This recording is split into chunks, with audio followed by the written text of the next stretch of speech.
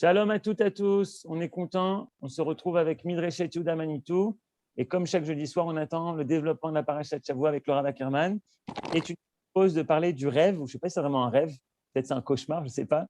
En Ouais, tout cas, tu as appelé ça le rêve de Moshe, le rêve Rav, Bechavod Rav. top. Oui, c'est surtout pour le jeu de mots que j'ai appelé ça un rêve, mais c'est vrai qu'on va l'étudier. C'était quand même le projet de Moshe. Et donc, on va peut-être, je vais tout de suite ouvrir le DAF pour pouvoir dire les Agdashot, comme on a l'habitude. Et après, on va commencer. Donc, tout d'abord, les Ilou Nishmat Imi Morati, et les Ilou Nishmat Keren Bat Yoela, et les Ilou Nishmat Esther Yochevet Bat Raizel Bracha Polar. Et ce soir, comme on m'a demandé aussi, les Ilou Nishmat Cécile Esther Chaya Bat Mesaoudi, Zichona Livracha. Et aujourd'hui, c'est le jour après la fin des Shiva, chez Zichona Livracha. Et les Avdil, Alfei Avdalot, Ben Chaim Malmetim, לרפואה שלמה של חווה אבלין אסתר בת רחל סרבי, דודתי שרה בת ברוכה, החתן איתי בן אהובה, vous savez, c'est le khatan qui malheureusement est dans le coma, donc on prie aussi pour sa רפואה שלמה, parce que והשם ירחם עליו, et לרפואת כל החולים במגפה הזאת, בעזרת השם, que tous les, mais איך אומרים, רופא חולי עמו ישראל. Alors donc, le titre du rêve de... Amen. Le titre de Le rêve de Moshe, les rêves raves, c'est comme ça qu'il faut lire le titre, c'est pour vous dire qu'aujourd'hui, on va, en fait, comme on le fait souvent, mais pas toujours, on va étudier l'enseignement de Manitou. Donc, pour ceux qui ont l'habitude de l'enseignement de Manitou, vous connaissez et vous reconnaîtrez le thème de base, mais comme je dis toujours, En bet midrash velo chidouche, et si Dieu veut, je vais essayer de deux choses. D'abord, de rajouter un petit peu, et aussi ensuite, ce que je fais souvent, c'est dans la mesure où le public ici est un public meloumad, des gens qui savent étudier un Rashi ou un Passouk, donc de pouvoir montrer les sources de Manitou, c'est-à-dire comment est-ce que les choses se lisent dans le texte et aussi dans les commentateurs. Donc, je vais tout de suite commencer par, à propos du Vaudor, une lecture générale des choses, une remarque très importante. Comme vous savez, les goïms s'en sont donnés à cœur joie de nous accuser, le peuple juif, on pourrait dire, sur le Vaudor, de considérer ça pour eux, pour nous, pour le peuple juif, comme une espèce de péché originel.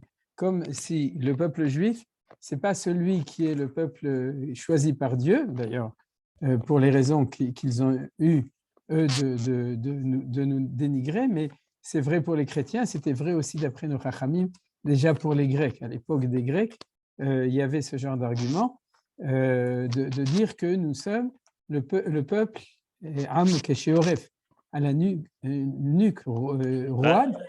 Rav Ackerman, Oui. désolé, je te coupe. Est-ce qu'au niveau du micro, tu peux vérifier les branchements? On entend il y a quelque chose qui gêne un petit peu. Je vois, peut-être que c'est l'endroit, je vais le déplacer. Et parfois avec ta main en bas, quand tu touches le fil, tu fais bouger le fil. D'accord, c'est aussi tout à fait possible, merci que tu me le dises. Voilà. Maintenant, à mon avis, ça ira bien. Donc, le peuple Am Ksheoref, celui qui a la nuque roide, et tout cela, bien entendu, c'est toujours la même chose, c'est-à-dire comme on a grandi dans une ambiance comme cela, alors souvent, le peuple juif intègre, consciemment ou inconsciemment, ce regard négatif. Bien entendu, il y a des versets dans la Torah, des psukim de la paracha, qui entretiennent ça et qui justifient ça, le fait que c'était une faute extrêmement grave. Maintenant, quand on prend la lecture des grands commentaires, et je dirais même du pshat de la Torah, et ça on le verra, à ce moment-là, on voit qu'au contraire, la démarche des Chachamim était une démarche de Sanégoria, c'est-à-dire de défense et de dédramatisation, on pourrait dire, de la faute du Vaudor. C'est-à-dire, c'est vrai que c'est grave, mais ce n'est pas si grave que ça. C'est-à-dire, non seulement ce n'est pas si grave que ça, mais il y a aussi la tchouva. Alors, déjà l'année dernière, j'avais parlé de ça, mais j'avais amené deux explications différentes. Celle du pshat de la Torah, quand on lit la suite, puisque dans la suite, on voit que la faute du Vaudor n'a pas amené une malédiction, mais une bénédiction, plusieurs bénédictions. Tout d'abord, la révélation des midot de Dieu, le fait que uniquement le peuple juif reste prophète, et ensuite la shrina dans le Mishkan. Donc, il y a la suite de la parasha. Ça, c'est ce qu'on avait vu l'année dernière. La deuxième chose qu'on a vue la dernière, c'était l'explication de Rabbi Yehuda Halevi, qui aussi, lui, qui défend le peuple juif de manière extrêmement forte. Et c'était plutôt cette explication qu'on a vue. Cette année, ce qu'on va voir, donc à partir disons, de l'approche de Manitou, ce qu'on va étudier, c'est le commentaire de Rashi et le commentaire du Ramban Nachmani. Comme Ramban n'a pas de traduction en français que je connaisse, alors donc Rambam, je le citerai Bé'alpé par oral, par contre Rashi, comme d'habitude, on pourra l'étudier dedans.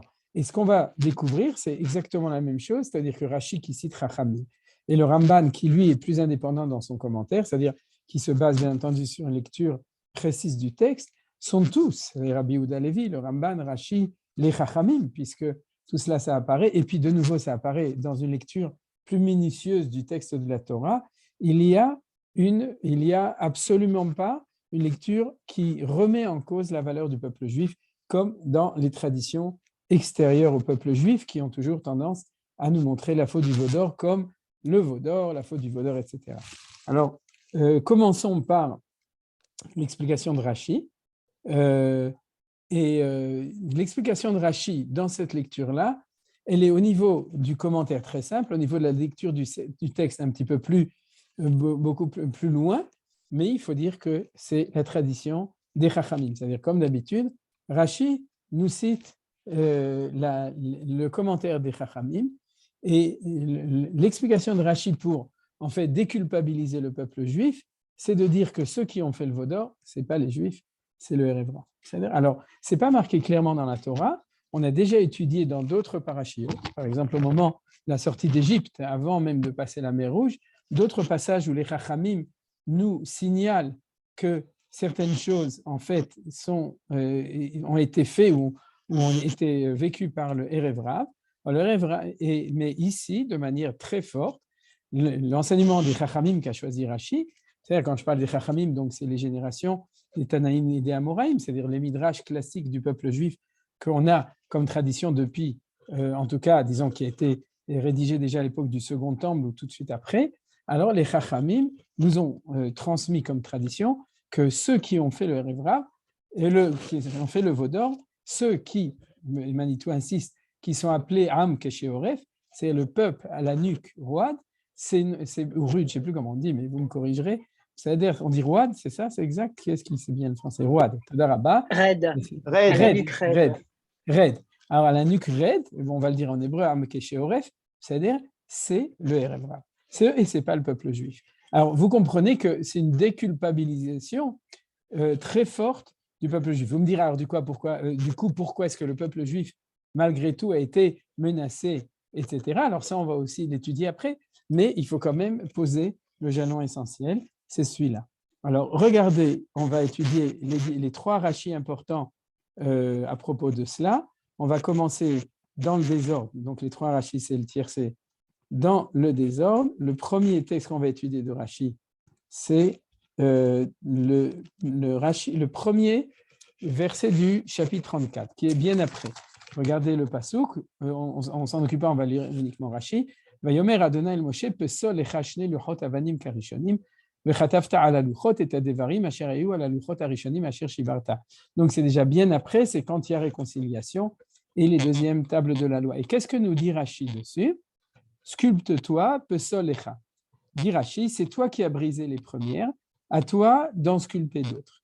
Cela ressemble à quoi? Donc Rashi nous amène ce qu'on appelle un machal, une parabole. Cela ressemble à un roi qui a entrepris un long voyage et a confié sa fiancée à des servantes. La mauvaise conduite des servantes a fait courir des rumeurs défavorables sur le compte de la fiancée. Aussi, le chaperon, bon, c'est eux qui ont traduit comme ça, je ne suis pas responsable, a-t-il déchiré sa ketouba en disant, c'est la ketouba du roi avec sa fiancée, hein, pas avec le chaperon. Le chaperon, c'est Moshe Rabbeinu, c'est l'intermédiaire. Si jamais le roi m'ordonne de la mettre à mort, je pourrais lui opposer qu'elle n'était pas encore devenue sa femme. Le roi a constaté après enquête que l'inconduite n'avait été le fait que des servantes. Il s'est donc réconcilié avec sa fiancée. Le garçon d'honneur, c'était le chaperon de tout à l'heure, maintenant il est devenu garçon d'honneur, lui a alors dit, écris-lui une autre ketouba, car la première a été déchirée. Le roi lui a répondu, c'est toi qui l'as déchirée, achète-toi une autre feuille de papier et j'écrirai de ma propre main. Il a été de même ici, où le roi, c'est Akadosh Baruch Hu, les servantes, ce sont le Erev Rav, le garçon d'honneur, c'est Moshe Rabbeinu, et les fiancés de Akadosh Baruch Hu, c'est Israël. Voilà pourquoi il est écrit Pesol Lecha. C'est-à-dire, Pesol Lecha, c'est prends le papier, Vechatafti à la Luchot, et c'est moi qui va réécrire la nouvelle Ketouba. Donc, vous voyez ici que dans l'enseignement des Chachamim, qu'amène Rashi, on voit le rôle de chacun et on comprend très bien que même si tu crois que c'est les Béné Israël qui ont fauté, ne te détrompe pas, c'était les servantes, et même Akadosh Baruch Hu a cru, entre guillemets, que c'était le peuple juif, et en fin de compte, de nouveau, tout est bien qui finit bien, tout s'est arrangé. C'est-à-dire, c'est ça. C'est pour ça que c'est un passou qui est à la fin, on a commencé par le happy end. Alors, on va reprendre maintenant les psukim dans les parties les plus dramatiques. Alors, où est-ce qu'il est ce Rashi-là?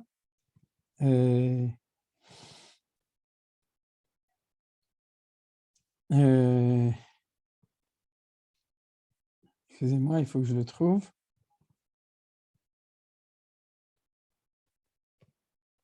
C'est pas celui-là, c'est le suivant.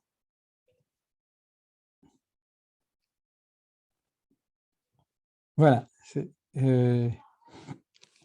Voilà. Vaïdaber Adonai el Moshe, lechret ki shichet amecha, asher elita meret Mitzrayim.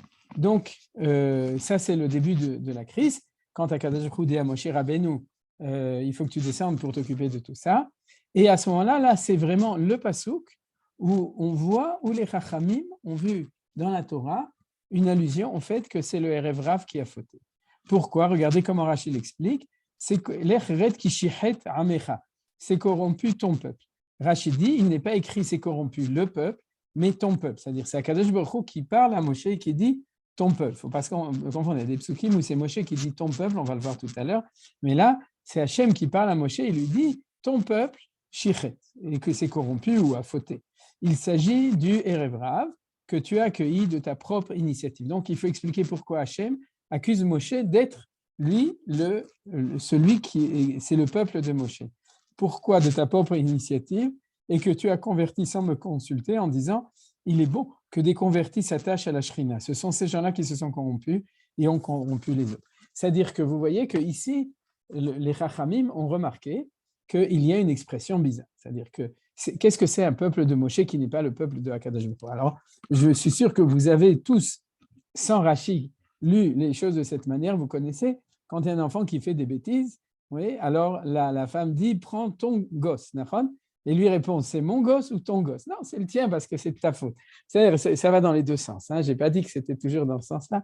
Souvent, c'est aussi dans l'autre sens. Mais c'est comme ça. Moshe Hachem est énervé, donc il dit c'est ton peuple à toi. Mais on parle du peuple d'Israël. C'est-à-dire, mais les Rachamim étaient beaucoup plus minutieux et on dit non, on parle sérieusement. Si on parle d'un peuple qui est le peuple de Moshe, mais qui n'est pas le peuple de Dieu, c'est qu'il y a quelque chose comme ça. Et donc, c'est le Erev Rav. Alors, pourquoi ce n'est pas le peuple de Dieu? Là, on a un nouveau chidouche que dit Rashi, c'est que tu as accueilli de ta propre initiative et que tu as converti sans me consulter. Alors là, il y a quelque chose qui n'est pas clair. Si Hachem n'était pas d'accord à ce qu'on prenne le Erev Rav, je ne traduis plus, hein, le Erev Rav, s'il n'était pas d'accord, alors il n'avait qu'à empêcher Moshe Rabbeinu. Et s'il était d'accord, alors c'est que c'est le peuple de Akadosh Baruch Hu aussi. Qu'est-ce que signifie cette discussion entre Moshe Rabbeinu et Akadosh Baruch Hu? Est-ce qu'on sort le Erev Rav ou est-ce qu'on ne sort pas le Erev Rav? Donc, on va rester avec la question pour l'instant, en suspens, c'est-à-dire que ça fait partie des questions d'études, vous avez compris. C'est-à-dire là, on a compris qu'il y a une histoire d'un peuple, à part le peuple juif, qui est le peuple de Moshe, et que ce peuple de Moshe, c'est lui qui a amoché le peuple, puisqu'il a fait le veau d'or. C'est-à-dire, et Akadosh Baruch Hu dit à Moshe, ne le prends pas. Moshe dit, je le prends. Elle dit, c'est quoi? Tu fais ce que tu veux, tu le prends, mais tu verras que ça ne vaut pas le coup. C'est-à-dire, il y a un remez qui est amené par le Nachmanide qui est marqué Ra'o Ra'iti. Quand Ra'o Ra'iti est Oni Ami Asher B'Mitzrayim, c'est-à-dire quand Akadosh Baruch Hu parle avec Moshe au moment du buisson ardent, il dit Ra'o Ra'iti, voir j'ai vu. Et le Midrash Rabbah, qui est amené par Ramban, il dit que Moshe Ra'a. Il y a un passage qui dit que Moshe Ra'a. Mais il lui a dit, toi tu vois jusqu'au Matan Torah. Ra'o Ra'iti, voir je vois. Moi je vois plus loin. Je vois aussi ce qu'il y aura après, c'est-à-dire le veau d'or et ce qui se passe avec le Erev Rav. C'est-à-dire sous-entendu dans cette expression du Midrash, toi tu vois que le Erev Rav va recevoir la Torah, va se convertir, et donc tu vas réussir à les convertir au moment du matin de Torah, mais tu ne vois pas, tu n'es pas capable de voir ce qu'il y a au-delà de cela. Mais cependant, c'est ça qui est intéressant, c'est que Hachem n'empêche pas Moshe Rabbeinu de prendre son peuple. Alors ça, c'est, comme je l'ai dit, c'est une question. On va étudier le troisième Rashi, qui est le Rashi sur ce pasuk-là. Veikach mi Adam. Alors ça, c'est ce qu'a fait Aaron. Veikach mi Adam vayatzar oto bacheret, vayaseu egel masecha, vayomeru ele Elohecha Israël asher elucha me'eretz Mitzrayim. Donc vous connaissez ce verset, c'est ce qui s'est passé quand le veau d'or a été fait, un veau en métal. C'est les trois endroits où Rashi cite le Erev Rav dans la Parashat HaShavua. C'est-à-dire, il n'y en a pas d'autres, il y a un endroit où il fait une allusion, mais c'est les trois endroits. Alors, un veau en métal, dès qu'il l'eut jeté au feu dans le creuset, sont venus les sorciers du Erev Rav, qui étaient montés avec eux depuis l'Égypte, et ils en ont fait un veau par des procédés magiques. D'accord, mais c'est-à-dire, ça, c'est la première explication, donc vous comprenez, c'est puisqu'il a jeté l'or dans le feu et qu'il en est sorti un veau d'or, et on sait d'après les Midrashim que c'était un veau qui était vivant, qui mangeait de l'herbe, et selon un verset de Tehilim, si mes souvenirs sont bons, dans le Lachon, c'est-à-dire on sait très bien qu'il y avait quelque chose d'utilisation de force de magie qui était dedans. Alors l'explication de Chachamim, c'est que c'est le Erev Rav, dans lesquels il y avait aussi des magiciens, des mages, et c'est eux qui ont sorti cela. D'aucuns disent qu'il s'agit de Micha, qui s'était, alors là on cite dans le commentaire qui c'est Micha, il faut regarder Shoftim 17, qui s'était extrait des fondations de la maison sous laquelle il était englouti en Égypte. C'est-à-dire que Micha était un jeune enfant. Vous savez que les Égyptiens prenaient les enfants et quand il n'y avait pas assez de briques, alors ils les mettaient dans les murs, quelque chose de terrible, c'est-à-dire ils les emmuraient et ils les tuaient comme ça. Et Micha était un de ces enfants. Et qu'est-ce qui s'est passé? Il était, alors, le Siftei Chachamim amène le Midrash que c'est Moshe qui l'a sauvé. C'est-à-dire que quand il a vu ça, il a dit à Hachem, comment tu permets des choses comme ça? Et Hachem lui a dit quelque chose qui n'était pas encourageant. Il lui a dit, j'ai mes cheshbonot, c'est pas, de nouveau, à moins que vous me demandiez après, c'est un petit peu compliqué ces choses-là, mais il dit, ces enfants-là, tu ne peux pas comprendre. Mais il ne faut pas on ne peut pas les prendre dans la sortie d'Égypte. Vous voyez que c'est des sujets, des thèmes extrêmement difficiles au niveau de la compréhension de la volonté de Dieu et des drames terribles. Mais en tout cas, Moshe Rabbeinu s'est fait défenseur de Micha. Il a dit non, je ne suis pas d'accord. Et il a dit, alors tu sais quoi, si tu veux, prends-le. Vous voyez la ressemblance avec l'histoire du Erev Rav. C'est-à-dire Moshe Rabbeinu, c'est le défenseur des droits de l'homme, autant au niveau du Erev Rav, autant au niveau de Micha. Il l'a pris, il lui a dit, tu verras tout ce que tu verras. Et on dit que Micha était porteur du nom divin ainsi que d'une plaque sur laquelle Moshe avait écrit « Aléchor, Aléchor », afin de faire remonter du fond du Nil le cercueil de Yosef, lequel est comparé au bœuf, comme il est marqué « Bechor Shoro Adarlo », c'est-à-dire il l'a jeté dans le creuset et il en sorti un veau. Alors vous voyez qu'il y a ici deux histoires compliquées. L'histoire avec le Erev Rav, c'est plus simple. Ils ont leur formule magique et du coup, que sorte un Hegel et comme on a dit que le Hegel. La deuxième histoire est beaucoup plus compliquée. Bezrat Hashem, si on a le temps, en tout cas, on lira un petit peu aussi, on expliquera cette histoire-là. Et il y a deux éléments, qui c'est Micha, et deuxièmement, c'est quoi cette histoire d'une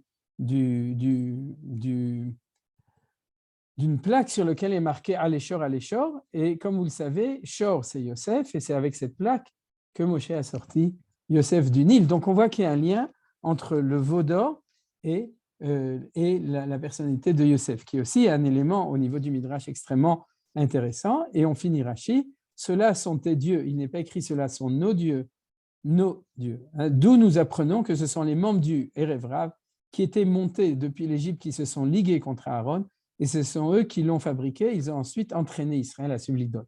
Donc bien entendu, le fait qu'Israël aussi est responsable, c'est parce que le Erev Rav les a insistés. Et on l'apprend de nouveau d'une allusion du passage qui n'est pas marqué « Ele Eloheinu », et là « Ele Elohecha Israël ». C'est-à-dire « Voici tes dieux Israël ». Donc ceux qui parlent ne sont pas Israël.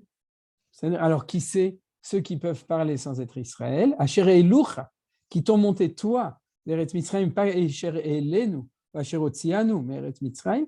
Donc, on voit que c'est une tierce population, et c'est encore une allusion au fait qu'on parle du Erev Rav. Alors, vous voyez qu'il y a beaucoup, quand même, malgré tout, d'un point d'interrogation dans toute cette chose-là, dans tous ces événements, qui, malgré les allusions, ne sont pas marqués de manière claire. Et de nouveau, ce qui est très important, c'est que dans la lecture de Rashi qui est sur Chazal, il y a en grande partie déculpabilisation du peuple juif. Alors, après ça, on va étudier le Ramban. Et vous allez comprendre pourquoi on va étudier le Ramban tout de suite, puisque ensuite, n'oubliez pas, on a dit qu'on va essayer de manier toute cette matière d'étude, ce qu'on appelle « je manie tout », et pour expliquer, pour amener à l'enseignement de Manitou, justement. Alors, qu'est-ce que nous dit, et pour cela, il faut prendre un autre pasouk. Voilà. Qu'est-ce que nous dit le Ramban? Le Ramban, il est aussi défenseur du peuple juif avec un autre argument tout à fait différent. Quel est l'autre argument? Il dit par exemple dans son commentaire sur le pasuk Dalet, je vais uniquement citer le début du pasuk Vayomru Ele Elohecha Israël Asher Elucha. C'est-à-dire le pasuk qu'on avait vu, voici tes divinités. Il dit, ce pasuk aussi te montrera que le commentaire qu'on va tout de suite expliquer, qui en tipesh ba'olam she'ershov ke'azav hazeh asher haya be'oznem ou asher hotzia mi'mitzrayim. Il n'y a pas un crétin dans le monde qui va croire que les boucles d'oreilles qui étaient il y a 5 minutes sur leurs oreilles et qui est devenu un veau, c'est lui qui les a sortis d'Égypte. Vous comprenez? Il ne faut pas prendre le peuple juif pour des crétins.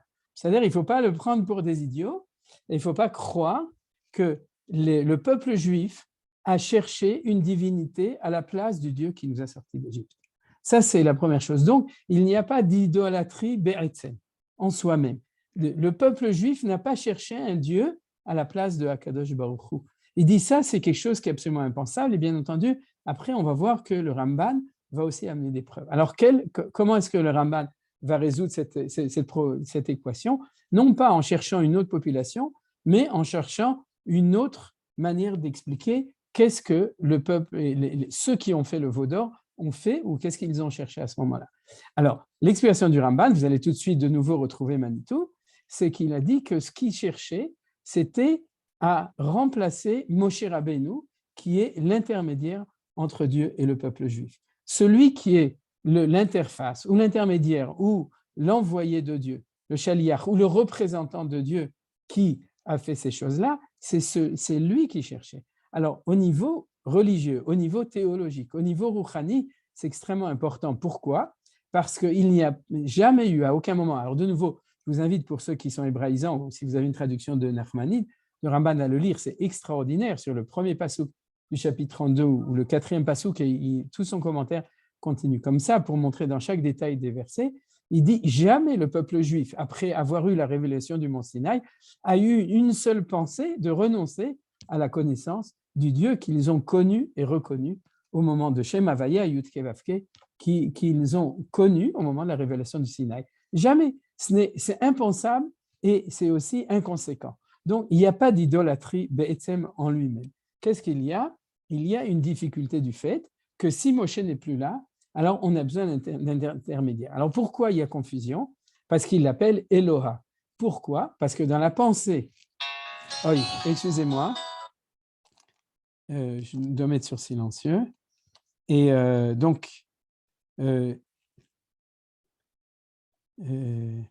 dans la pensée d'un idolâtre, n'oubliez pas que le Dieu suprême et les intermédiaires sont tous des divinités. Vous comprenez? C'est-à-dire que pour eux, le Dieu et les demi-dieux, les petits dieux, etc., le Dieu d'eux, etc., sont tous des dieux. Donc, lorsque on prend l'intermédiaire, on cherche un intermédiaire, on peut l'appeler Eloha aussi. Mais ce n'est pas en soi-même une révolte contre Dieu et une forme d'idolâtrie absolue. C'est-à-dire qu'il y ait une remise en cause de Dieu. Il amène une preuve, par exemple, c'est que Aaron leur dit Chag l'Hashem Macha. Il dit l'Hashem Yudke Vavke et personne ne dit ah non, désolé, demain c'est la fête au village du veau. C'est-à-dire c'est la fête des Vaudois. Non, c'est-à-dire d'ailleurs, je crois que les Vaudois, ils ont comme signe un veau. Mais c'est-à-dire, Quoi? Oui, qu'est-ce que tu dis, Michel? Alors pourquoi est-ce qu'il y a une colère d'Akadosh Baruch Hu? S'il n'y a pas d'idolâtrie, s'il n'y a pas de besoin de remplacer Akadosh Baruch Hu, si c'est que Moshe, alors pourquoi il y a une colère? Pourquoi il y a un onesh? Pourquoi il y a… Oui, il y a une chose que je ne comprends pas là. Oui, alors ce que tu ne comprends pas, c'est parce qu'en effet, ce n'est pas si simple que ça. C'est-à-dire, par exemple, quand Rabbi Yehuda Levi, dans le Kuzari, ça je l'avais cité l'année dernière, essaye de nous montrer combien ce n'était pas tellement grave, une des preuves qu'il amène, c'est qu'il n'y a eu que 3000 personnes qui ont été tuées, alors que dans l'histoire de Korach et dans l'histoire des Bnot Midian, des filles de Midian, il y a beaucoup plus de gens qui ont été, ou dans toutes sortes d'autres petites fautes, etc. On nous dit Isrim Varbaelev, etc. C'est-à-dire, même dans un conte comme ça, il nous dit, regarde, tu vois bien que dans le conte de tout, ou bien le fait qu'à l'époque des explorateurs, toute la génération, c'est-à-dire, est morte dans le désert, etc. Ici, alors, bien entendu, ceux qui sont des maximalistes de la responsabilité et de la faute du peuple juif, ils auront des réponses. Hein, c'est-à-dire, ils vont expliquer comment est-ce que les choses y s'arrangent, etc. Mais de nouveau, puisqu'on est dans la lecture classique, de nouveau, Rabbi Yehuda Levi, Pshat de la Torah, Chachamim avec Rashi et Ramban, oui, c'est-à-dire il faut peut-être vraiment se dire, OK, c'est-à-dire c'est pas parce que pendant 2000 ans ou 2500 ans, on nous a rabâché qu'on était, ou bien les Baalei Moussar qui, eux, le voient positivement. Ils disent, regardez, vous avez Am Ksheore, vous êtes comme ça, vous êtes rebelle, donc sache que ton Yetzer Hara est très mauvais et fais tchouva. C'est-à-dire, ils parlent d'un bon sentiment, de nous éveiller à la tchouva. Alors, tu entendras peut-être des fois des discours comme ça, c'est-à-dire moralisateur, on pourrait dire. Mais de nouveau, là, ce que je vous ai montré, c'est d'une lecture plus pointue de la Torah, et puis une tradition des commentateurs, c'est-à-dire de ces grands commentateurs que j'ai cités maintenant. C'est-à-dire, Michel. Alors, pour continuer, bien entendu, c'est pas non plus, c'est pas rien du tout. C'est grave, mais c'est pas aussi grave que ça. C'est-à-dire, alors, tout d'abord, où est-ce qu'on trouve ça de manière claire au niveau du pshat? Parce qu'il faut reprendre le pshat, c'est dans ce verset. וירא העם כי בושש משה לרדת מן ההר, ויקהל העם על הארון, ויאמרו אליו קום עשה לנו אלוהים אשר ילכו לפנינו, כי זה משה האיש אשר העלינו מארץ מצרים, לא ידענו מה היה לו. Alors, qu'est-ce qui est marqué dans ce passouk? Regardez, lisez bien, c'est qu'on veut un Dieu qui ira devant nous, parce que Moshe, qui allait devant nous, on ne sait pas ce qui lui est arrivé. Alors, vous comprenez très bien qu'il faut lire le pshat comme il est marqué. C'est ce que dit le Ramban. De nouveau, je ne vous amène pas tous les autres arguments. Et ce passouk, ou cette expression-là, elle revient 3 fois, elle revient tout le temps. C'est-à-dire que, attends, si vous voulez bien, c'est aussi dans le verset 4 et aussi dans le verset 23, c'est-à-dire plus loin, c'est toujours la même chose. Quand Aaron raconte à Moshe, il lui dit la même chose dans le verset 23, il dit, ils m'ont demandé de faire parce que Moshe, on ne savait pas où il est. Alors, vous comprenez très bien. C'est-à-dire que le problème, c'est que Moshe n'est pas là et on veut quelqu'un ou quelque chose à la place de Moshe Rabbeinu. Alors, c'est ça qui est important. Donc, jamais ils ont cherché quelqu'un qui remplace Akadosh Baruch Hu. Ce qu'ils ont cherché, c'est quelqu'un qui va remplacer Moshe Rabbeinu, puisque Moshe, lo yadanu me'ayalo. Alors, bien entendu, il y a un élément important, c'est que Moshe Rabbeinu, s'il n'est plus là, est-ce que ça veut dire que pour eux, Moshe Rabbeinu était mort?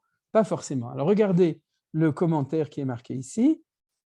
Car celui-ci, Moshe, l'homme, le Satan leur a montré une forme ressemblant à Moshe que l'on portait en l'air dans le firmament céleste.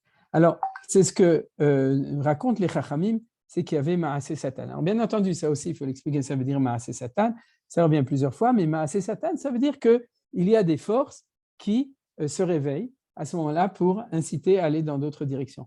Maintenant, ce qu'on a l'habitude de comprendre, et on le portait dans l'air dans le firmament céleste, c'est comme ça que je le lisais d'habitude, c'est qu'ils ont vu un cercueil avec Moshe Rabbeinu qui était en l'air, il est monté au ciel, donc il est mort. Pas forcément. C'est une autre lecture, d'ailleurs Manitou aussi le lit comme ça, il ne dit pas du tout. C'est qu'ils ont dit, Moshe Rabbeinu lo yadanu, il est devenu divinité. C'est-à-dire qu'il est devenu un dieu. Moshe Aish, il n'y a plus. Ish Vaisnish. Donc il n'y a plus de Moshe Aish, l'homme Moshe, parce que Moshe est devenu Moshe un dieu. Alors avant de prendre l'idée de Manitou, je voudrais quand même aussi, puisqu'on a étudié le Ramban, poser la question, et l'année dernière je sais que j'avais dit qu'à une autre occasion on en parlerait, de poser la question, pourquoi est-ce que le Erev Rav par le Kishufim ou Micha avec son papier où il y avait marqué Alécho?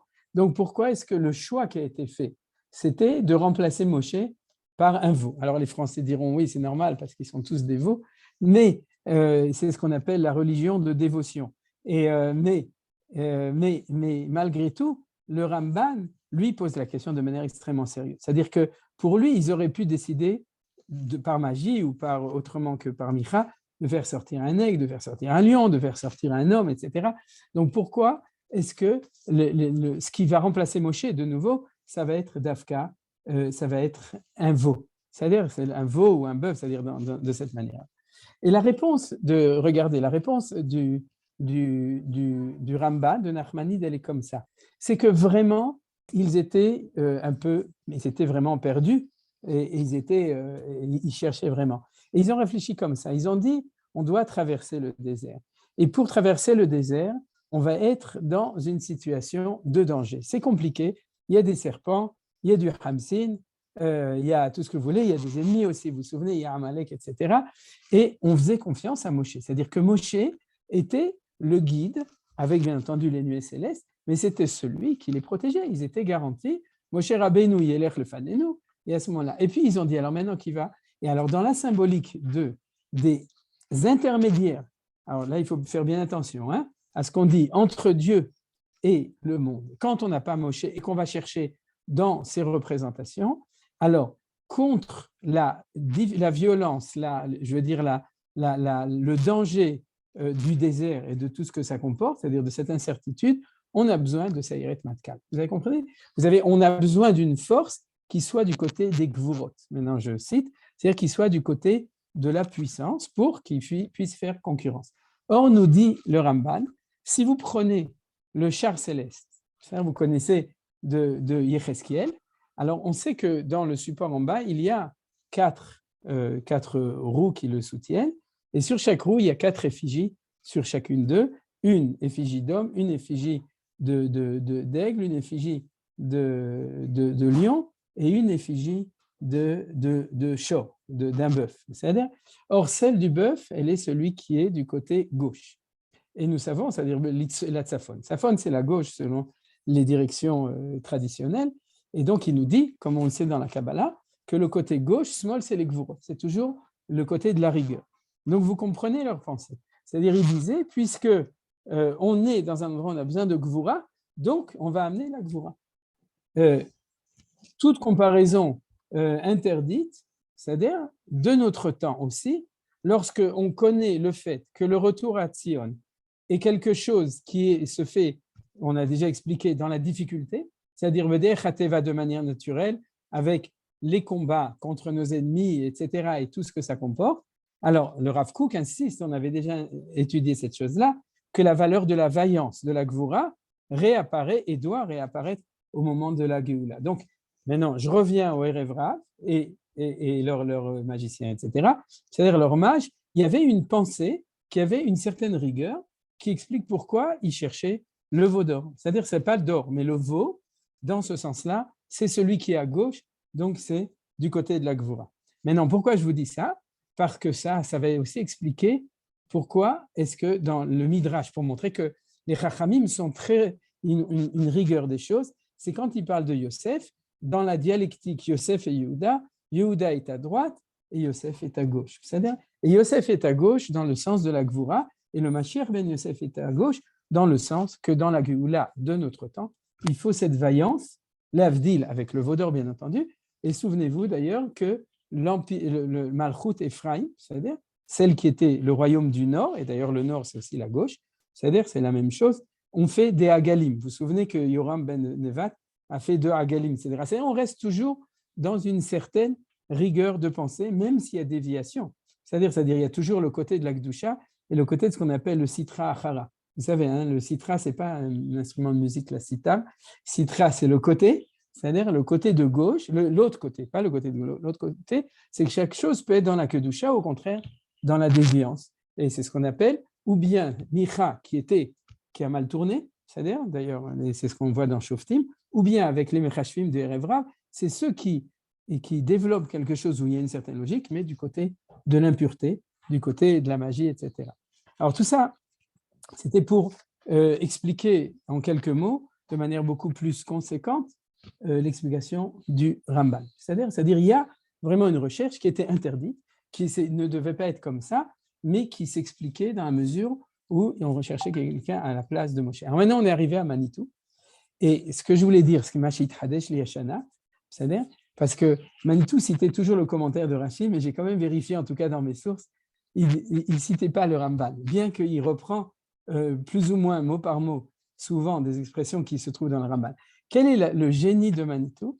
C'est qu'il va développer une explication dans laquelle il va faire la synthèse entre le commentaire de Rashi et le commentaire de Ramban. Pourquoi? Parce que le Ramban, quand il parle de ça, il ne parle pas du Erev Rav. Il dit que c'est les Juifs, il sous-entend qui n'ont pas tellement fauté puisqu'ils ont cherché un autre intermédiaire à la place de Moshe. Et Rashi, au nom de nos sages, il nous parle d'une autre population sans rentrer dans la question théologique. Et Manitou a fait une synthèse entre les deux explications. Comment est-ce qu'il a dit ça? Il a expliqué comme ça.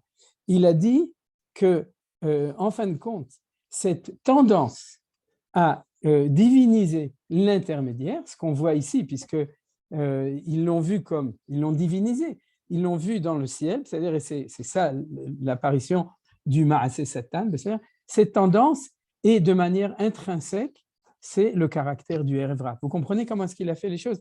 Il a dit d'un côté c'est le Erev Rav, mais pourquoi est-ce qu'ils ont voulu faire le veau d'or et pourquoi ils n'ont pas fait autre chose? Parce que le peuple juif, lui, connaît, ne tombe pas dans cette déviance de diviniser l'intermédiaire. C'est-à-dire pour eux, Moshe, c'est Moshe Haïsh. C'est Haïsh Moshe, c'est-à-dire c'est un homme. Et derrière Moshe, qui n'est pas un Dieu, il y a un Dieu qui est Akadosh Baruch Hu, Shem Havaya Baruch Hu. Et ce n'est pas parce que Moshe transmet la Torah et nous guide et nous fait sortir d'Égypte qu'on a tendance à diviniser Moshe.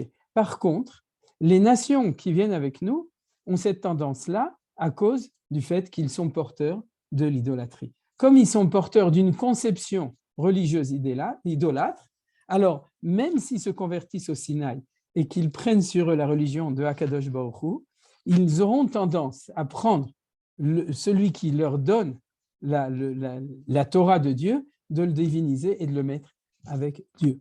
Alors vous comprenez, Kizé Moshe Aish Lo Yadanu, Moshe, l'homme, on ne sait plus qui c'est, et qu'est-ce qui reste après?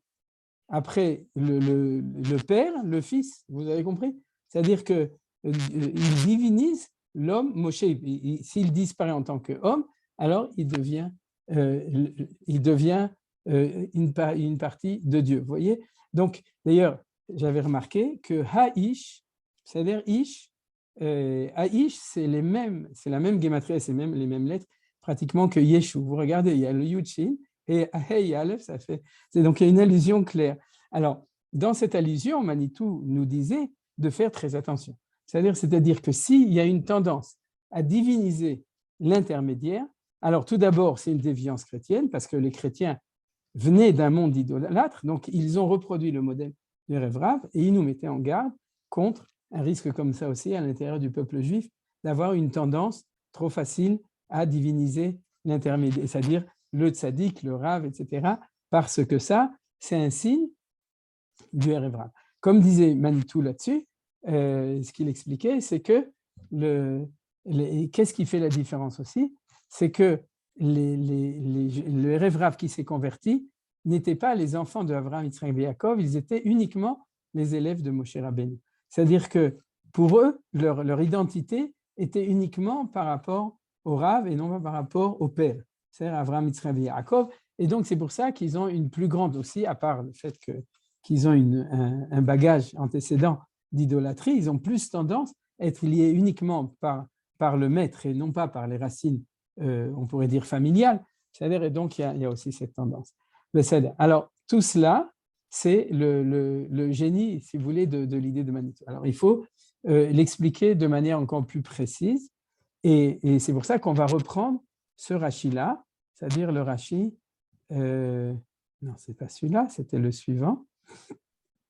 Excuse-moi, Minachem, pendant que tu cherches le texte, il y a aussi aujourd'hui des groupes de juifs, je ne pense pas qu'on puisse les nommer Erev Rav, qui divinisent plus ou moins leur maître et et qui en font quelqu'un de très, très, très, très, très particulier.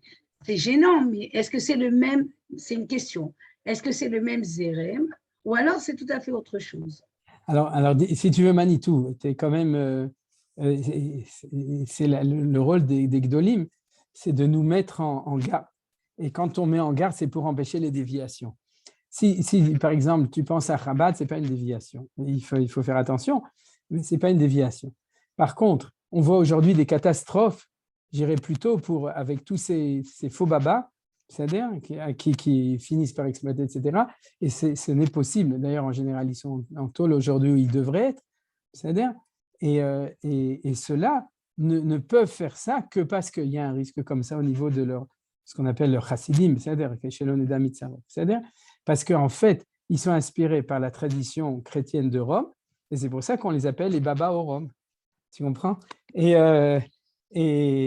donc, mais bon, blague à part, c'est comme tout. C'est-à-dire, l'enseignement est très important parce qu'on sait qu'il est permanent dans des traditions étrangères en dehors du peuple juif, et il faut le mettre en garde parce qu'il peut aussi arriver dans le peuple juif. C'est-à-dire, maintenant, si tu me demandes au niveau justement des chassidim et tout, les chassidim auraient pu être en danger de ça, mais je pense sauf déviation, ça ne se passe pas trop mal. C'est-à-dire, par contre, dans des groupuscules, aujourd'hui, on voit qu'il y a des choses très graves qui se passent. C'est ce qu'on appelle les risques de secte, c'est-à-dire avec exploitation, etc., comme Berland ou d'autres personnes qui, ici, ne sont pas en tôle, devraient y être. Je crois qu'il y est, mais l'homme chanem, c'est-à-dire ces choses-là, les signes de déviation qui viennent après montrent qu'il y a quelque chose qui est vraiment grave dans cette chose-là.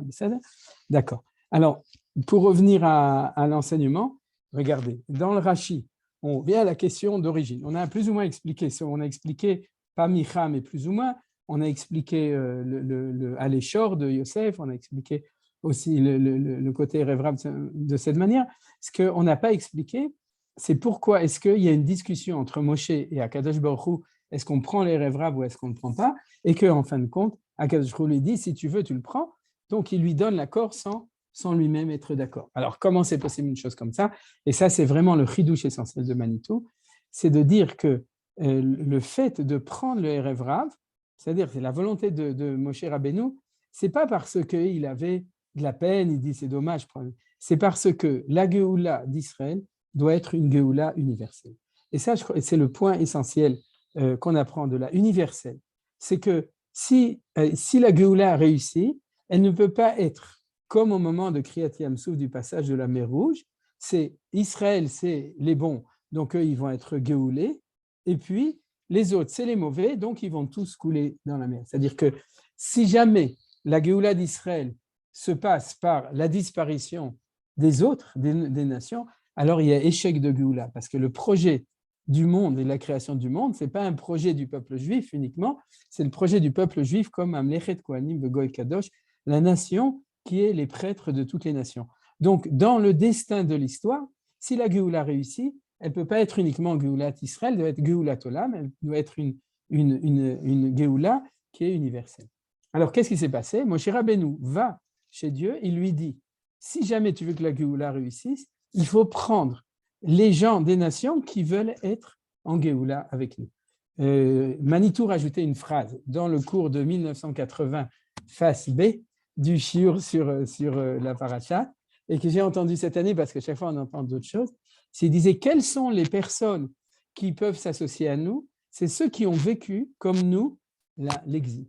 C'est-à-dire que c'était les esclaves qui étaient en Égypte, ce n'est pas les Égyptiens, parce qu'ils avaient une expérience commune avec nous de savoir ce que c'est guerre Haïta Beretz Mitzrayim, c'est-à-dire qu'ils étaient guerre comme nous, comme on dit toujours à la guerre comme à la guerre, c'est un nous et eux, et à ce moment-là, donc ils avaient volonté, conscience, connaissance, compréhension d'une expérience vécue historique de Galout qui leur permettait ou qui leur donnait le privilège de pouvoir être nos associés au moment de la Géoula. Et c'est eux, le Erev Rav, que Moshe Rabbeinu va prendre avec lui. C'est toutes ces populations qui n'étaient pas égyptiennes, mais qui étaient ces populations qui étaient asservies en Égypte. C'est pour ça qu'on appelle le Erev Rav, c'est-à-dire un grand mélange de toutes ces populations qui vont être le rassemblement, pas du ramassis, le rassemblement des identités de plein de nations, peut-être on pourrait dire de 70 nations, qui pourront vivre l'histoire de la libération avec nous.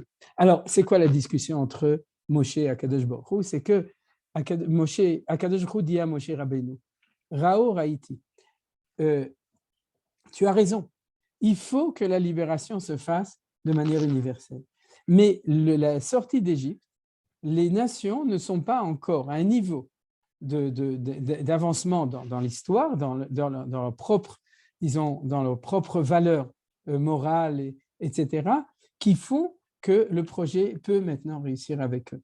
Alors, donc, d'une certaine manière, Hachem est d'accord avec Moshe, mais il n'est pas d'accord avec Moshe. Il est d'accord dans l'absolu et dans le principe qu'il faut que ce soit une Géoula universelle, mais il lui dit, mais tu vas prendre le Erev Rav, c'est eux qui peuvent le faire, mais tu vas voir, c'est-à-dire tu vas voir qu'ils vont, en fin de compte, amener à l'échec, un certain échec du Mahamad Ar-Sinaï, c'est-à-dire de la révélation de la Torah, parce que leur niveau de croyance en Dieu, de capacité morale, religieuse et spirituelle d'être associés avec nous n'est pas encore assez mûr, il n'y a pas assez de maturité.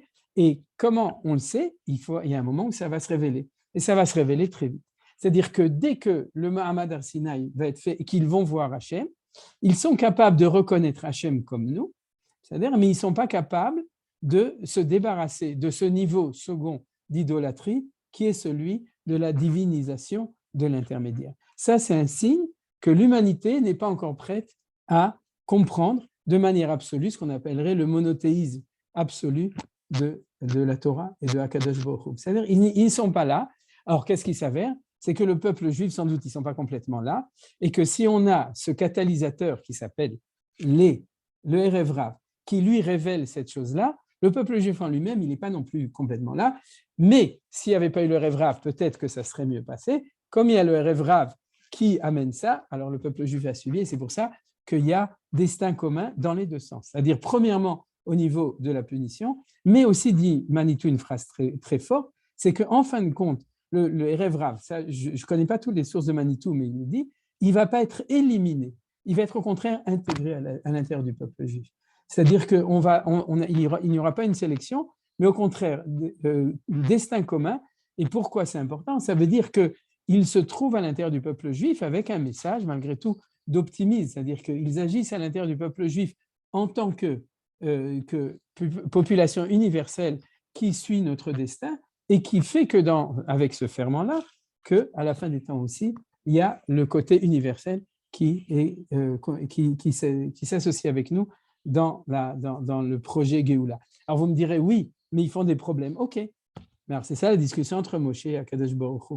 C'est pas parce que le peuple juif, je dirais entre guillemets, ils font pas des problèmes, bien sûr que le peuple juif aussi. C'est-à-dire dans le projet et le progrès d'histoire, s'il y a une vérité au niveau du projet à long terme, c'est-à-dire au niveau de ce qu'on appelle la Géoula Chona, de la dernière Géoula, alors il faut se confronter avec lui, et c'est la dialectique Amecha et Ami, c'est-à-dire entre Akadosh Baruch Hu et Moshe Rabbeinu.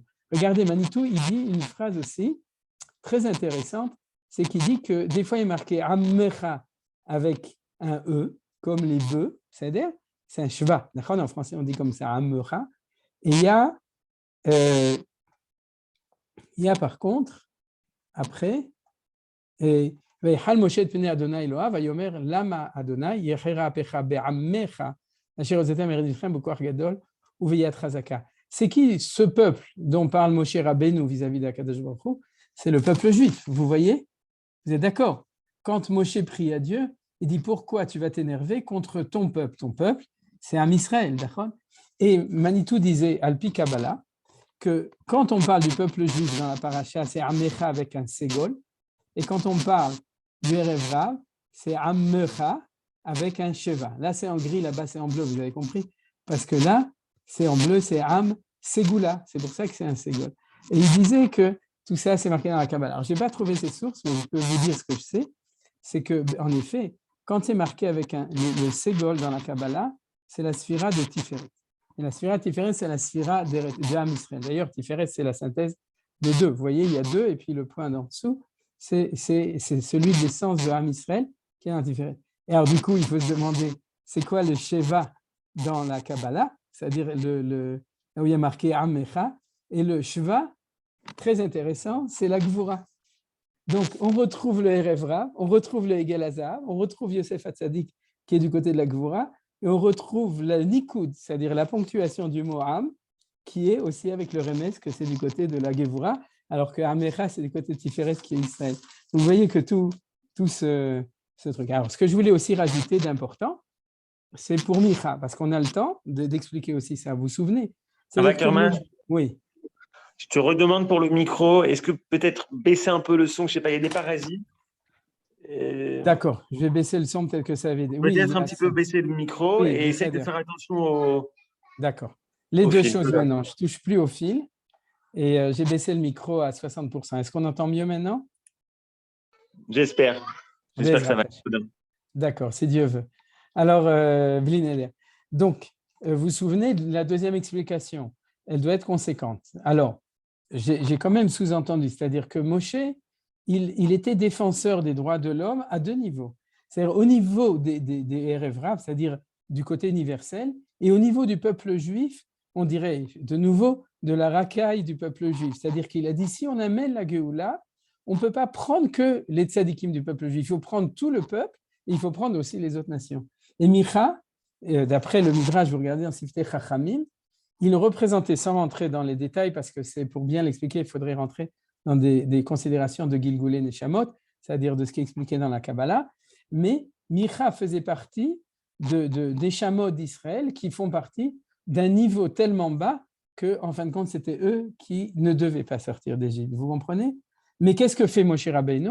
C'est-à-dire, d'ailleurs, on le voit dans toute la conduite de Moshe Rabbeinu, c'est qu'il a ce côté, tout d'abord, d'accepter tout le monde dans le peuple juif et aussi d'accepter le côté universel, c'est-à-dire le Erev Rav. Alors, il y a ici donc un lien entre les deux explications qu'on a vues dans Rashi. Celui de Micha, qui lui va amener le côté de Aléchor, c'est-à-dire un côté, mais avec quelque chose de terrible, c'est-à-dire le Pesel Micha, comme vous savez, etc. C'est presque de l'idolâtrie, du syncrétisme à l'intérieur du peuple juif, de nouveau, la notion d'intermédiaire, et puis le Erev Rav de nouveau. Alors, ça explique aussi pourquoi c'est le problème du Erev Rav, mais avec Micha, on comprend que c'est aussi, d'une certaine manière, le problème d'Israël. C'est-à-dire qu'il y a les deux. Et ce que dit Manitou, c'est que le Erev Rav va être sauvé grâce au mérite d'Israël. C'est-à-dire que c'est parce que Israël Kedoshim, lui, a en lui cette madriga que le Erev Rav lui-même aussi va être sauvé. Et il y avait deux diukim, c'est-à-dire deux psukim où Manitou le montrait. On va voir qu'un des deux pour avoir le temps de terminer. Shuv meharon apecha, vinachem alara le'amecha. Et Manitou disait que la traduction habituelle, c'est ne sois plus en colère et pardonne le mal pardonne le mal que tu veux faire à ton peuple. C'est-à-dire, on va voir comment il traduit ici, et revient de ton Israël et révoque la calamité qui menace ton peuple. Ouais, c'est-à-dire, vous avez compris pourquoi elle s'appelle la calamité? Parce que c'était le son Midrash, que c'était une kala, elle était un peu mitée. C'est-à-dire, donc, c'est pour ça qu'on l'appelle la calamité. Et alors, donc, ce que disait Manitou, selon les ta'amim, il n'y a pas marqué Veinachem, virgule, alara le amecha. C'est-à-dire, pardonne le mal que tu veux faire à ton peuple. Mais dans les ta'amim, il faut lire comme ça, Veinachem alara, point virgule, les amecha. Or, vous voyez aussi les amecha, c'est avec un ségol, c'est Am Israël. C'est-à-dire, la prière de Moshe, c'est Veinachem alara. Donc, pardonne le mal que tu veux faire au Erev Rav. Pourquoi? Grâce au mérite, les amecha, de ton peuple qui est le peuple d'Israël. Donc, il intercède grâce au mérite d'Israël aussi pour le Erev Rav. Et cette lecture-là avec les ta'amim revient encore une deuxième fois, mais on ne va pas la lire, c'est-à-dire où il y a exactement la même expression. C'est-à-dire de nouveau pour montrer que, de nouveau, sans Rashi, Ramban et Manitou, on ne saurait pas lire la Torah comme il faut. C'est-à-dire pour savoir comment on doit lire les choses. Alors, je vais terminer de ce point de vue-là, je peux fermer le texte. Je vais terminer avec une remarque qui amène une vision un tout petit peu nouvelle, si vous voulez. C'est-à-dire que jusqu'à maintenant, sans donner tous les développements, parce que dans tous les développements, toutes les idées de Manitou, il y a toujours encore beaucoup de développement que vous regarderez dans les cours, dans le Kimitzian, etc. Mais l'analyse que j'ai faite aujourd'hui, comme vous avez vu, c'est une analyse qui a plutôt ramené ça à l'étude du texte avec les commentateurs. C'est-à-dire, le commentaire est de montrer comment est-ce que Manitou a su élever ça, comme d'habitude, à un niveau, une lecture, une vision qui est beaucoup plus haute. Alors, ce que je voudrais dire, c'est comme ça. C'est que, si vous voulez, dans cette lecture-là, le destin commun universel, il est au niveau, au moment de la sortie d'Égypte, des individus, ce Erev Rav de toutes les nations, qui vont s'associer en tant que convertis, de guérim, c'est-à-dire à l'intérieur du peuple juif. Mais de notre temps, on pourrait se demander quel est le Erev Rav, dans le sens même positif, c'est-à-dire le côté universel de la troisième Géoula. Alors bien entendu, vous me direz, comme on l'a vu maintenant, eh ben, c'est tout simplement la même chose, on commence de nouveau, c'est ceux qui vont s'associer à nous d'une manière ou d'une autre dans le destin du peuple juif, etc. Donc, de nouveau, pas de manière péjorative, puisqu'on est dans la dernière Géoula, le Erev Rav est là pour remplir sa vocation universelle sans nous faire retomber dans le veau d'or, normalement. C'est-à-dire, alors, de nouveau, il faut faire attention, mais on est censé, Bezrat Hashem, réussir. Mais ce que ma marchava à moi, ma pensée à moi, de nouveau, ce n'est pas Manitou, c'est une pensée qui vient après, c'est que de notre temps, la phrase de Manitou que j'ai citée, qui dit que seront appelés à être associés à nous ceux qui auraient vécu la même expérience. Alors, ce que je pense, c'est que dans le sionisme, il y a quelque chose de tout à fait spécial. C'est que le sionisme est apparu en tant que processus d'une nation qui veut se décoloniser, c'est-à-dire qui veut sortir de l'emprise des nations. Et il est venu non pas avec une sortie d'un Erev Rav qui est revenu avec nous en Israël, bien que ça aussi peut y avoir, mais il est venu avec un processus universel de décolonisation. Or, cela, ce serait une deuxième dimension de la sortie universelle de notre temps. C'est le fait que, comme nous sommes sortis de chez Iboud Malchuyot, c'est venu ensemble avec le fait que les nations y sortent de chez Iboud Malchuyot. Et en effet, l'expression que disaient nos Chachamim et que Manitou utilise souvent, qui est marquée dans la Gemara de Brachot, page 11, folio B, c'est que le signe de la sortie, de la fin de notre exil, c'est sauf chez Iboud Malchuyot. Or, la sortie d'Égypte, c'est sauf chez Iboud. Vous comprenez? C'est-à-dire que le sauf chez Iboud, c'était ces individus qui étaient en chez Iboud avec nous en Égypte, qui sont sortis.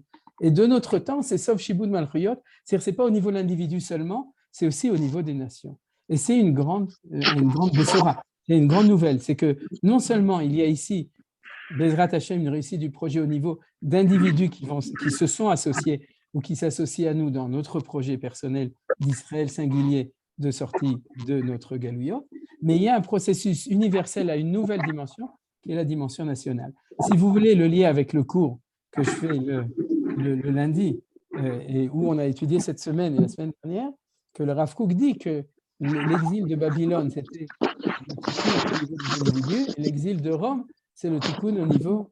Je vois que ça fait du bruit, mais je ne suis pas sûr que ça vient de moi.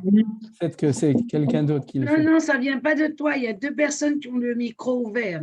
Ah, et c'est peut-être à cause de ça. Bon, ça y est, j'ai fermé l'un des deux. On aurait dû y penser avant. Rav Ackerman, vous parlez de Micha le prophète? Non, pas Micha le prophète. Micha dans Shoftim, qui a fait Pesel Micha. C'est autre chose. D'accord, excusez-moi. Bon, ce n'est pas le même, vous avez raison. J'ai compris, d'accord, merci beaucoup. Non, c'est celui qui profitait, mais pas celui qui profitait. Et donc, pour terminer le cours, de voir qu'il y a aussi une lecture intéressante de cela, c'est-à-dire que dans cette dimension universelle, il y a, à la fin de l'exil de Rome, une dimension universelle qui va s'exprimer au niveau des nations, puisque la Géoula du peuple juif, c'est une Géoula de la Léoumiout, vous vous souvenez, c'est ça qu'on étudie dans le texte du Rav Kook. Et donc, que ce n'est pas par hasard que aussi ce phénomène-là vient ensemble, et c'est pour ça que les premiers sionistes, c'était des gens qui s'occupaient de ça, des phénomènes de décolonisation dans le monde entier. Ils disent, si les Hindous l'ont fait, si les Français l'ont fait, si les Anglais l'ont fait, et si les Américains l'ont fait, alors le peuple juif aussi devra le faire. Ça venait de cette manière-là. Alors, le danger, de nouveau, du côté Erev Rav, c'est qu'ils nous amènent leurs idéologies, c'est-à-dire leurs idoles à eux, modernes de tout ça, et qu'ils remplacent, on pourrait dire, la pureté du retour en Israël par des idéologies comme ça. Alors ça, on l'étudie dans d'autres endroits, mais ça nous permet d'ouvrir un regard sur on pourrait dire, sur une investigation, sur une dimension supplémentaire de l'enseignement de Manitou qu'on étudie aujourd'hui. Zéou Toda Rabba. Alors, comme d'habitude, si vous avez des questions, vous êtes invités à les poser. Ou des remarques. Et ou des prédictions. Je peux parler, s'il vous plaît, Nelly. Nelly, shalom aleichem. Ça fait longtemps Shalom, que shalom. nos Shalom, Arav Menachem. Vous Oui. avez fait un magnifique cours. Magnifique, magnifique. Toda Rabba, c'est très beau. Et comme d'habitude. Au Toda niveau, Rabba. au niveau de la construction du Mishkan, il y a Oui. une différence. Dans Trouma, il est dit Vekruli Mikol Mi Asher Idvenu Libo. Il fallait prendre de tout le monde. Mais ensuite, après la faute du Vaudor, il est écrit Ve'ekru Mitrem Lo Mikulam. Après la faute du Vaudor, on ne veut plus de dons du Erev Rav. Yafé Meod, Toda Rabba. Vous avez tout à fait raison, et c'est le Rashi, le commentaire sur Rashi le cite au début du chapitre 31, et c'est le Makor, comme vous le savez sûrement, c'est dans le Zohar HaKadosh, ce que vous dites, Vezé Meod Nachon, c'est-à-dire que ça fait partie des développements aussi de cette lecture-là, c'est que l'échec qui s'est éveillé fait que dans l'histoire, parce que moi j'ai parlé du côté un petit peu qu'ils ont été intégrés, mais il y a aussi ce côté-là que vous avez dit et qui est très important, c'est qu'il y a quand même un tzimtzum, c'est-à-dire que par obligation, on est quand même obligé on pourrait dire d'une certaine manière, de les éliminer, c'est-à-dire, et ils sont éliminés de la participation au Mishkan. C'est-à-dire le Mishkan ne va être… Oui, Oui. pardon. Oui, Manitou a ajouté que le Oui. Erev Rav n'avait pas connu Eretz Israël. Alors, eux, ils se seraient contentés de la Torah. Mais ils ne comprenaient pas cette dimension léoumite qu'il fallait rentrer en Eretz Israël. Manitou insistait beaucoup là-dessus. Nachon. C'est ce que j'ai dit, merci Nelly. C'est qu'à partir de là, il y a énormément d'investigations, et celle aussi est importante, mais en fait, elle va expliquer le lien profond entre la faute du Vaudor et la faute des explorateurs. C'est-à-dire de ce point de vue-là. Mais on n'a pas dit que les explorateurs, c'était du Erev Rav, mais en tout cas, Manitou, quand même, faisait le lien entre les deux choses, comme je l'ai dit, c'est-à-dire ils étaient les élèves de Moshe Rabbeinu, mais ils n'étaient pas les enfants de Avraham, Yitzhak et Yaakov, ils n'avaient pas réussi à intégrer. Parce que d'après la Mishnah de Masechet Bikurim, la Halacha, un converti pris dans la Tfila, Elohenu veloé avotenu.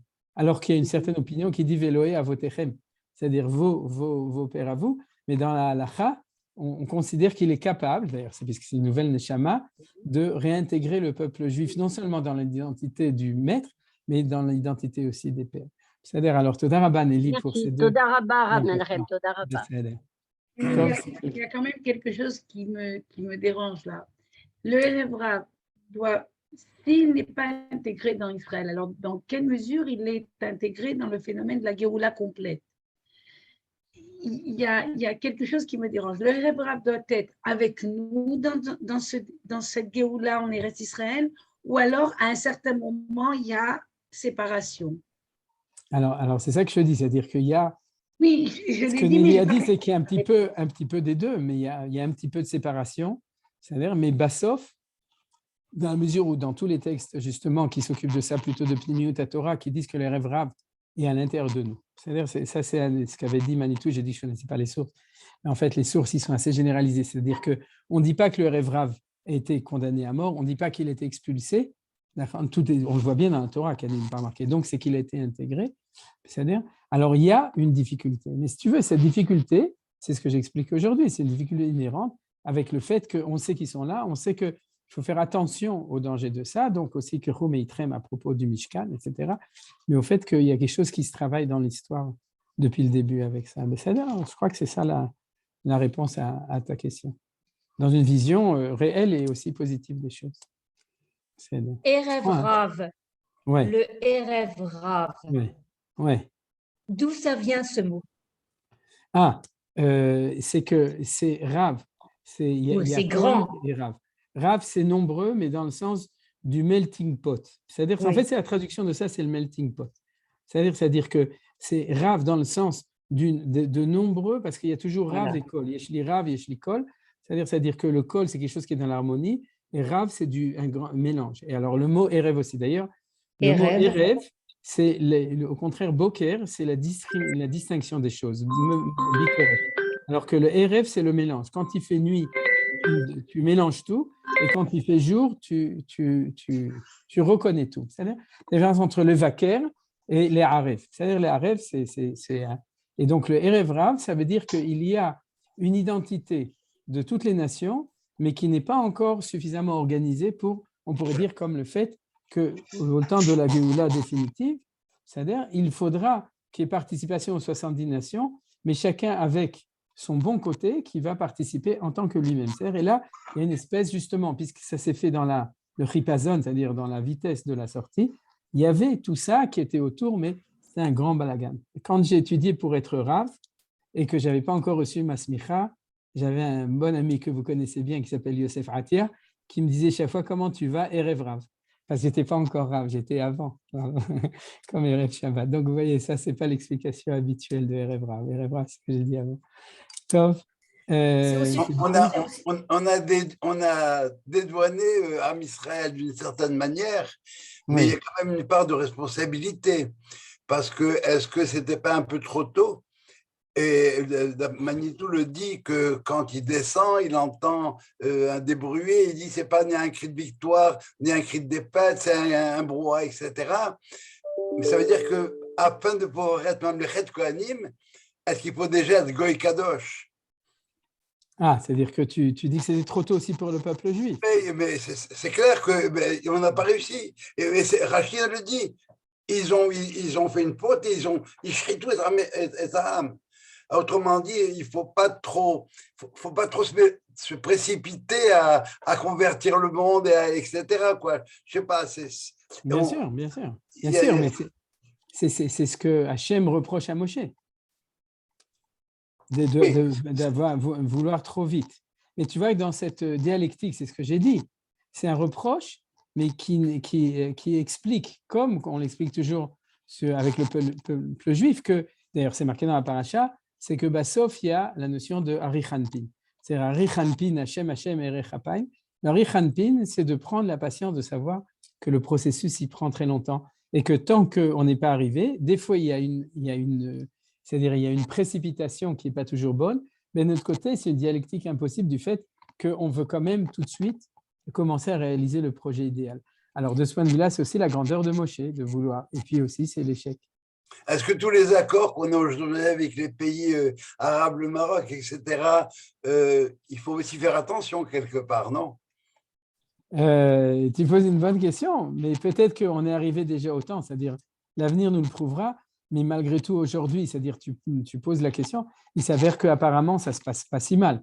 Et avec les Marocains, et avec, bon, on le verra après, avec les États avec lesquels on va jouer au golf, mais si tu veux, c'est quand même, au contraire, c'est des simanim de Géoula évidents qu'on est des Béné Melachim. C'est-à-dire qu'on est des Melachim, on se promène dans le monde comme des rois et acceptés comme des rois parmi d'autres rois. Il y a un film extraordinaire que tu connais sûrement avec l'ancien roi du Maroc, comment est-ce qu'il a reçu une délégation de notables. Tu faisais peut-être partie de la délégation, non? Non? De notables marocains qui étaient venus, je crois, d'Afrique, je ne sais plus, des États-Unis ou de France et tout. Oui, il y a eu une rencontre comme ça, effectivement, et où les Arabes marocains ont reconnu un paquet d'erreurs du gouvernement. Ce n'était pas la langue de bois du tout dans cette rencontre-là. Non, et puis aussi, vous êtes Béné Kilou, il a reconnu au peuple juif dire que vous êtes les Am Ségoula, c'est vous le Ségol, etc. Il y a des paroles extraordinaires qui ont été dites. Oui, c'est vrai. Vrai. Et ça fait longtemps qu'on l'attendait, on ne l'a jamais entendu. Voilà. Tov. Attends, il y a Dani et Shulamit. Alors, décidez entre vous qui est-ce qui veut être la première. Alors, bravo Shulamit et après Dani. Je dis, il y a le Erev Rav, c'est aussi tout ce qu'on charrie de la galoute quand on habitait depuis des générations dans la galoute. C'est aussi ce qu'on ramène en Israël, comme a dit Manitou, l'exil qu'on a dans nous. Disons que ça, c'est vrai qu'on l'amène, mais malgré tout, je pense que c'est important de mettre le point sur chaque identité de manière plus précise. Parce que cela, c'est une chose aussi, et ça, c'est autre chose. C'est-à-dire parce que ce qu'on amène avec nous, c'est vrai que ça peut ressembler, mais c'est quand même, on parle de gens qui sont des Bnei Israël, des enfants d'Israël, qui amènent avec eux, pour le bien et pour le moins bien, ces identités des 70 nations qui sont avec nous. C'est-à-dire qu'il y a une certaine ressemblance, mais je pense que c'est important justement dans l'étude de préciser les choses. D'accord. Dani, qu'est-ce que vous voulez dire? Comment considérer les populations qui habitent en Israël, qui veulent habiter en Israël et qui veulent s'unir au destin du peuple d'Israël, comme les Kushim Ivriim et la Falashmoura et certaines autres personnes qui sont arrivées en 1990, par exemple, dont on ne connaît pas vraiment la judaïcité. Je ne parle pas de tous ceux qui sont missionnaires, qui habitent en Chutz La'aretz et qui veulent faire partie du peuple d'Israël. Je parle de ceux qui veulent rester en Israël, qui sont en Israël, qui veulent rester en Israël et qui ne sont pas venus. Ouais, alors si tu me demandes, et je pense que c'était aussi… Non, quand je dis ça, parce que je veux dire des choses un petit peu osées, comme disait Oshéa, osées. Et je pense que de ce que j'entends de Manitou, il pensait la même chose. C'est que il faut vérifier qu'ils sont véritablement venus pour accepter, comme on a dit, le destin du peuple juif. C'est-à-dire qu'ils viennent non pas seulement ou par confort ou par maillage mixte et qu'eux, en fait, ne seraient pas venus, mais ils veulent venir parce que leurs parents sont venus, leurs enfants sont venus, leurs conjoints, etc., ou leurs cousins, mais qu'il y a une véritable volonté de faire partie du peuple juif. Alors cela, c'est le vrai rêve rave de notre génération, pas dans le sens collectif, mais dans le sens individuel. Et comme je l'ai dit, parce que souvent, ils ont eu aussi un destin commun pour toutes sortes. Chacun dans sa… Enfin, la Shmura, c'est par rapport aux idées Chagav que c'est des Juifs qui ont été convertis de force, ce n'est pas des Goïms. C'est-à-dire c'était des Juifs éthiopiens, etc., en général. Et de nouveau, eux, ils se sont mariés après avec d'autres et tout. Moi, je ne vais pas rentrer dans les détails.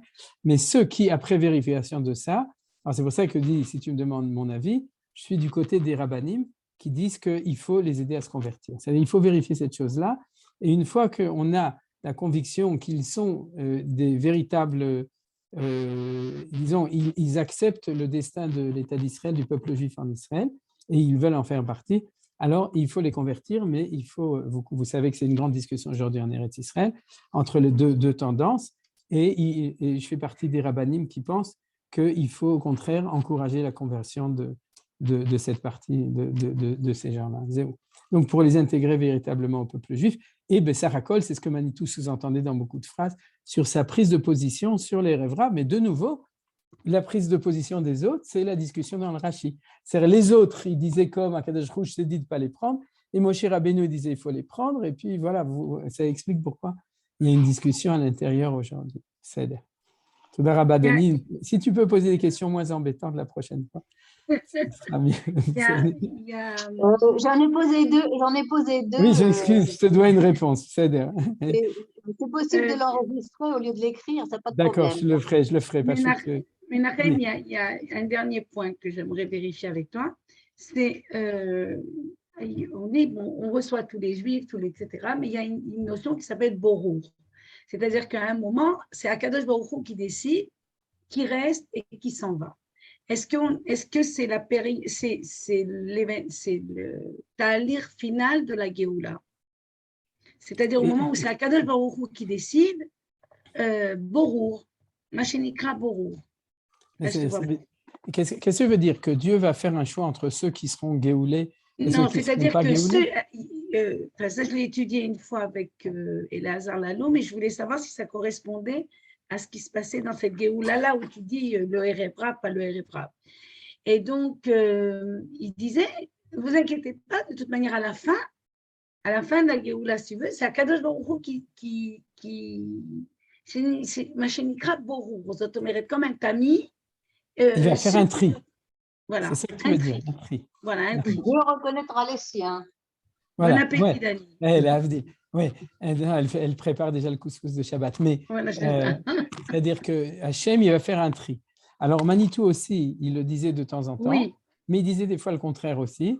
ce que je veux dire, c'est comme ça. C'est que d'un côté, il disait Velo idach mimenu nidach, velo mishen nidach, etc. C'est-à-dire que, premièrement, on n'en sait pas grand-chose. C'est ça que je veux dire. Il faut faire attention à ça. C'est-à-dire, on ne sait pas, puisque pour l'instant, on est encore dans le temps où le tri ne se fait pas encore. C'est-à-dire qu'il se fait dans le sens où il y a des gens qui montent en Israël et des gens qui ne montent pas en Israël. C'est-à-dire, mais ceux qui sont pas… Oui, mais il n'y en a pas beaucoup, Baruch Hashem, en ce moment. Il y a plus de Aliyah que d'Irida. Ce n'est pas comme à l'époque des années 60 où c'était le contraire. Mais ce que je veux dire, c'est que qu'est-ce qui va se passer avec ceux qui ne sont pas encore montés? C'est-à-dire, est-ce que Hachem les attend et que tout le monde, en fin de compte, va revenir ou qu'il y en a qui ne vont pas revenir? La position normale d'un juif, c'est de dire que tout le monde va revenir.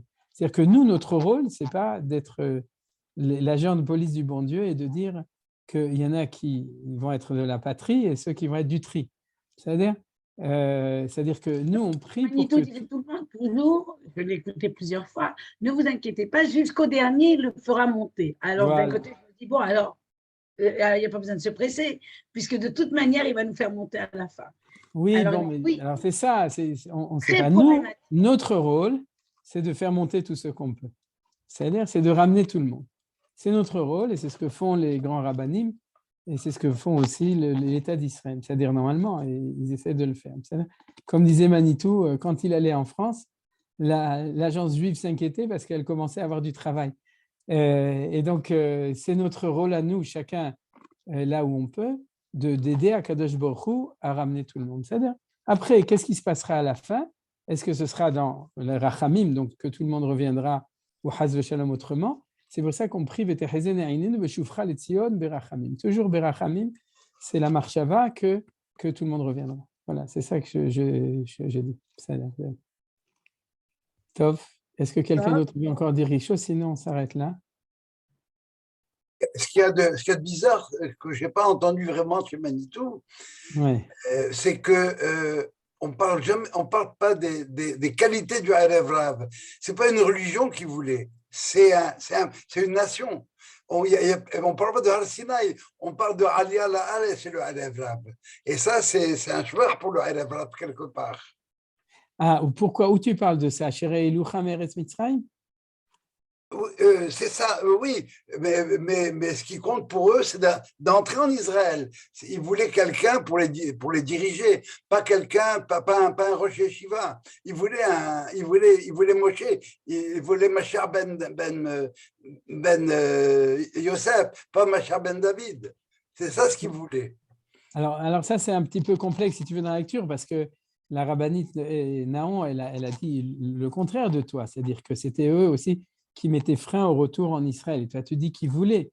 Bon, il faut laisser ça un petit peu ouvert. Il faut leur laisser du mérite un peu. Je crois que c'est mieux de terminer avec ta lecture des choses. C'est-à-dire qu'ils cherchaient quelqu'un qui les amènerait aussi et qui les guiderait jusqu'à l'entrée en Eretz Israël. De nouveau, Toda Rabba, Yosef, qui était Sanégor. Alors, si quelqu'un veut encore, sinon on s'arrête là. Johan, qu'est-ce que tu dis, Zéhou? Rien, Chazak ou Baruch. Baruch qui est. Lundi prochain, Purim, les amis, avec le Rav Ackerman. Annette, tu voulais dire un mot? Non, Annette, on ne t'entend pas. Irène? Bonjour. Bonjour. Pour Chava. C'est